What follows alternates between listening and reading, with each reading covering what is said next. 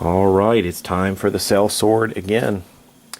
Drawing a new order card for this turn, and let's refresh. Got to untap here, and we've still got a deep wound on the Umber Hulk. Another 10 points of damage there. 40 damage in total.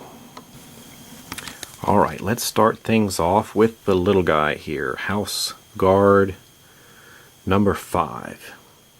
I think we're going to start with a minor action. This is level 1, and anyone can use it. Secret Passage. This creature shifts and ignores walls while moving during this turn. It cannot end its movement in a wall square. Well, the Drow House Guard has a speed of 6. Let's see what would happen if we went 1, 2, 3, 4, 5, 6. So we could ignore that wall back there and come out on the other side through a secret passage. So I think I counted that right. Let me move this big guy. I think that's basically one space there.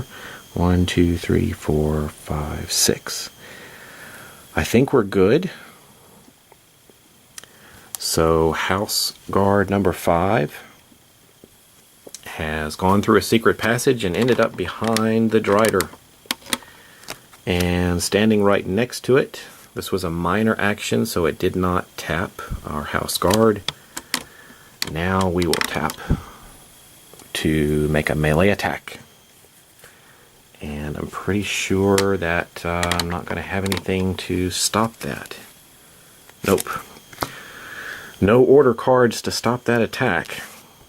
So that was a good move. 20 points of damage to the Drider. Do we cower or do we let it go?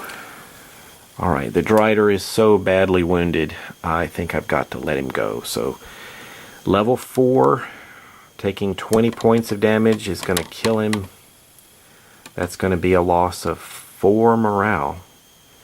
So that's going to take us from 7, 6, 5, 4, 3. That puts us on 3 morale. I hate to lose that one. And there we go. Nice backstab there. Alright, House Guard number 5 activated and finished his turn and took out the Drider. And I want to try something a little crazy here next. I'm not sure if I can do it.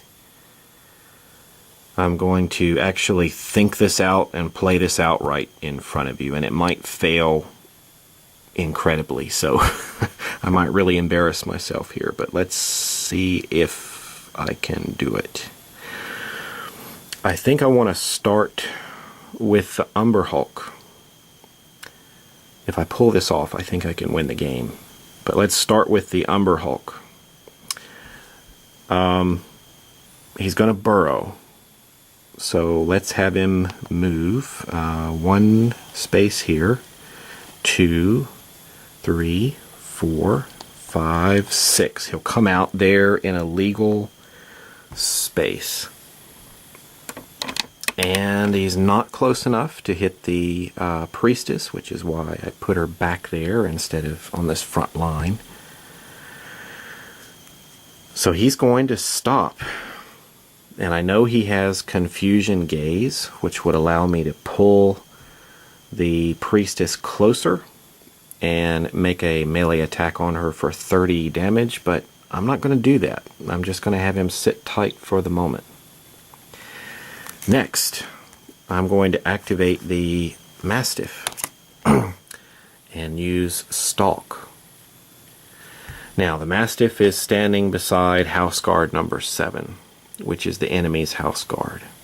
His speed on his card is 1 because he's adjacent. But he's got this Stalk card, which is a minor action. It doesn't tap him or anything.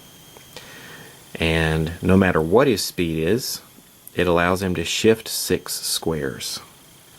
So we're going to play that and let the Shadow Mastiff shift 1, 2, and go through this difficult terrain, 3, 4, 5, 6, that's 6 spaces. And then, that was a minor action, he still has his move, so let's move him in closer. 1, 2, like this. So I'm going to zoom in here a little bit. So we have the Umber Hulk adjacent to the Shadow Mastiff, which is then adjacent to the Drow Priestess. Well, what I want to try to do here is sneak attack. Sneak attack requires a level 6 creature with dexterity. And if you can do this, it says make a melee attack that deals 100 damage. Creatures you control that are adjacent to the target. Creatures you control that are adjacent to the target can assist with this action. Creatures you control that are adjacent to the target. Well, the target is the Drow Priestess. Interesting.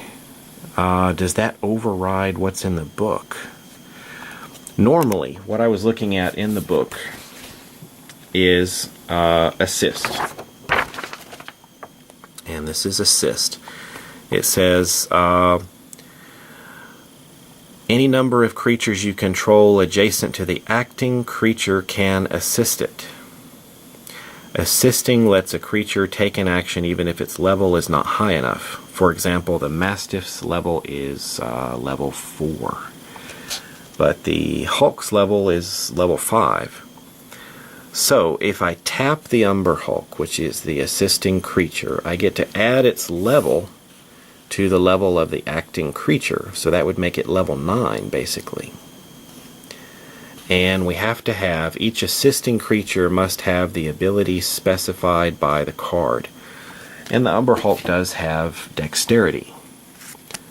So by the rule book, this works. That would make him level 9. Both of them have dex. And we could pull off this sneak attack. But this text right here is throwing me just a little bit. Creatures you control that are adjacent to the target can assist with this action. I think that's bonus information.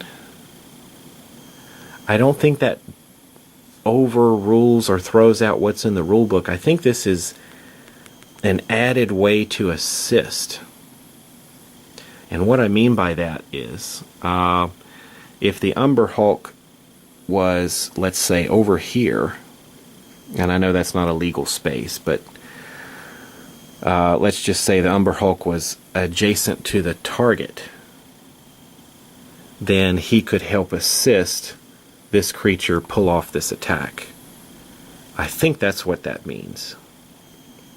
So instead of playing it by the card there, I'm going to play it by the rule book, and I think the card doesn't restrict what's in the rule book. I think it adds to it and allows you a little more flexibility to pull this off.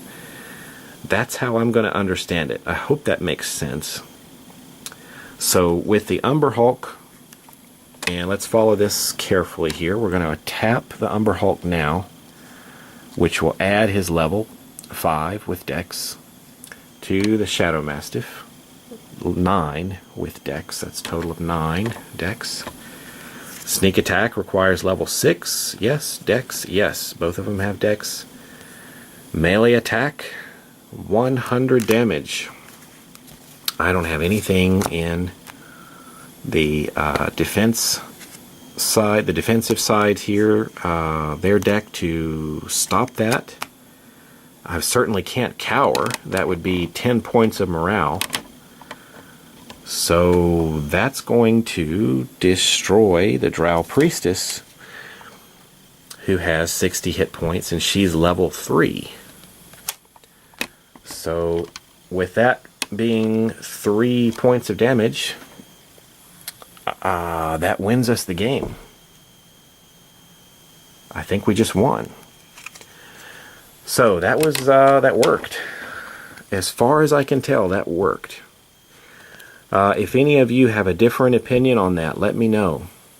But I think I just pulled off a pretty cool move and won the game.